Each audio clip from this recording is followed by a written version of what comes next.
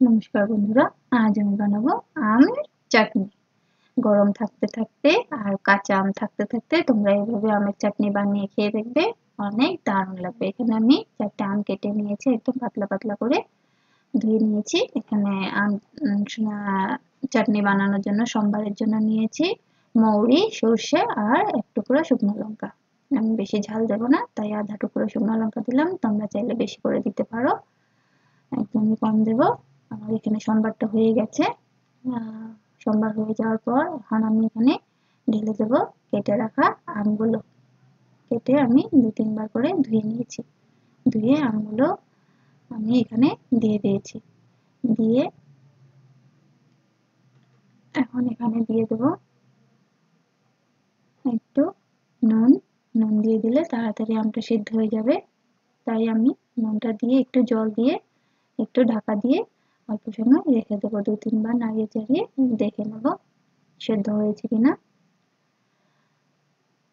দেখো এখানে আম পুরোপুরি সিদ্ধ হয়ে গেছে। এখন এখানে আমি দিয়ে দেব হলুদ গুঁড়ো। একটু হলুদ গুঁড়ো দিয়ে আমটাকে একটু ভালো মতো ভেজে নেব।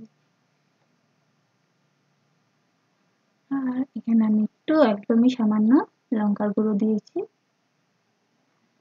তোমরা চাইলে আর একটু বেশিও দিতে পারো বা কমও দিতে পারো, তোমরা যে অনুযায়ী ঝাল খাও সেরকম অনুযায়ী দেবে। এখানে আমি গুড় নিয়েছি, তোমরা চাইলে চিনিতেও বানাতে পারো। আমি গুড় নিয়েছি 1 বাটি। গুড়টা আমি দিয়ে দিলাম। গুড় দিয়ে একটু জল দিয়ে দেবো, বাটি ধুয়ে একটু জল দিয়ে দিলাম। একটু জল দিয়ে জাল হতে দেবো, গুড়টাকে গলতে দেবো। গুড় দেখো মোটামুটি গলে গেছে। আমের চাটনি পুরোপুরি রেডি হয়ে যাবে। গুড় গলে গেলে একটু জাল হয়ে গেলে তোমরা দেখে নেবে কম ঘনত্ব খাও। দেখো হয়ে গেছে পুরোপুরি গুড়ের জাল। চাটনি পুরোপুরি রেডি। এইভাবে বানিয়ে খেয়ে দেখবে আর আমাকে নিশ্চয়ই জানাবে কমেন্ট করে তোমরা কিভাবে খেয়েছো, কিভাবে বানিয়েছো।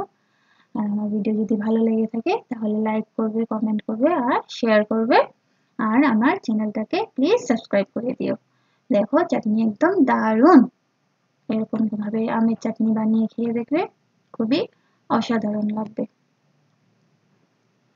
টাটা বন্ধুরা, আজকের জন্য নমস্কার।